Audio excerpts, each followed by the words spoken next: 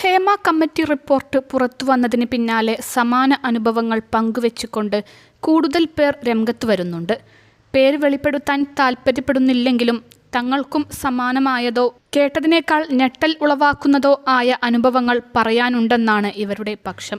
Junior artist, assistant director തുടങ്ങി മറ്റ് സാങ്കേതിക വശങ്ങളിലുമായി കഴിഞ്ഞ 10 വർഷത്തിനുള്ളിൽ പ്രവർത്തിച്ചു പോന്നവരാണ് ദ ഫോർട്ടിനോട് തങ്ങളുടെ അനുഭവങ്ങൾ പങ്കുവെച്ചത്. നീതിനിഷേധവും വിവേചനവും സ്ത്രീകൾക്ക് നേരെ മാത്രമല്ല, ആൺ പെൺ വ്യത്യാസമില്ലാതെ അവഗണന നേരിടുന്ന വിഭാഗമാണ് ഞങ്ങൾ. സിനിമയ്ക്ക് പിന്നിൽ പ്രവർത്തിക്കുന്ന താഴെത്തട്ടിലുള്ള മനുഷ്യരുടെ അടിസ്ഥാന ആവശ്യങ്ങൾ പോലും നിറവേറ്റിക്കൊടുക്കാൻ ഇന്നും പല സിനിമകളും തയ്യാറാവുന്നില്ല. 30 ദിവസം നീണ്ടുനിന്ന ഷൂട്ടിംഗ് ഷെഡ്യൂളിൽ ഞാൻ അടക്കം 85 പുരുഷന്മാർ അടങ്ങുന്ന ക്രൂ ആയിരുന്നു ഉണ്ടായിരുന്നത്. ഞങ്ങൾക്ക് ടോയ്ലറ്റ് സൗകര്യം ഒരുക്കിത്തരാൻ നിർമ്മാതാക്കൾ തയ്യാറായിരുന്നില്ല. അടുത്തുള്ള കാട് പിടിച്ച പ്രദേശമാണ് അത്രയും പേരും ആവശ്യങ്ങൾക്കായി ഉപയോഗിച്ചിരുന്നത്. ടോയ്ലറ്റ് സൗകര്യം ആവശ്യപ്പെട്ടപ്പോൾ ചെറിയ പടമാണ്, പണമില്ല എന്നതായിരുന്നു മറുപടി. ചുരുങ്ങിയ ചിലവിൽ പോർട്ടബിൾ ടോയ്ലറ്റുകളും മറ്റും ലഭ്യമാകുന്ന കാലത്ത് പോലും തുറസായ സ്ഥലത്ത് മലമൂത്ര വിസർജനം ചെയ്യേണ്ടി വന്ന അനുഭവമാണ് ആ സെറ്റിൽ വെച്ചുണ്ടായത്. അതും തുടർച്ചയായ 30 ദിവസം.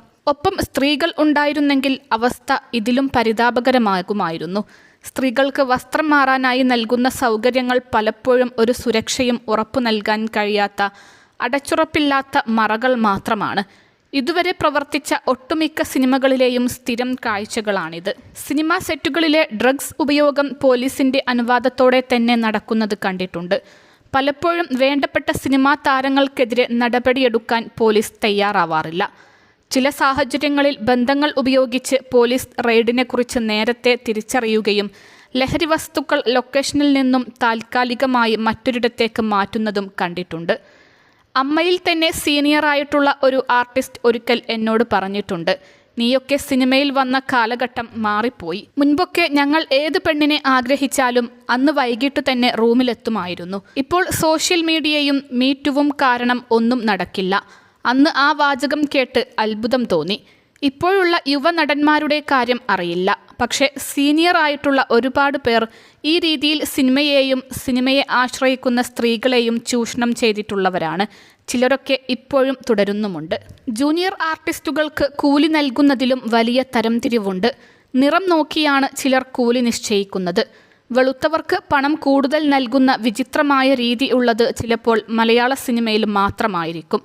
കല്യാണ വീടുകളിലും മറ്റും ആൾക്കൂട്ടങ്ങൾക്ക് വേണ്ടി ആർട്ടിസ്റ്റുകളെ വിളിക്കുമ്പോൾ പോലും വെളുത്ത സ്ത്രീകളും പുരുഷന്മാരും വേണമെന്ന നിബന്ധന വെക്കാറുണ്ട്. പലപ്പോഴും നേവൽ ബേസിൽ നിന്നും മറ്റും കൂടുതൽ പണം മുടക്കി വെളുത്തവരെ എത്തിക്കാറുണ്ട്.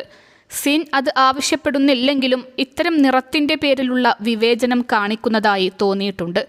അടുത്തായി ഇറങ്ങിയ ഒരു പ്രമുഖ നടൻ്റെ സിനിമയിലെ ഒരു രംഗത്തിൽ മോണിറ്റർ നോക്കി കറുത്ത ജൂനിയർ ആർട്ടിസ്റ്റുകളെ മാറ്റി നിർത്താൻ ആവശ്യപ്പെട്ടതും കണ്ടിട്ടുണ്ട്.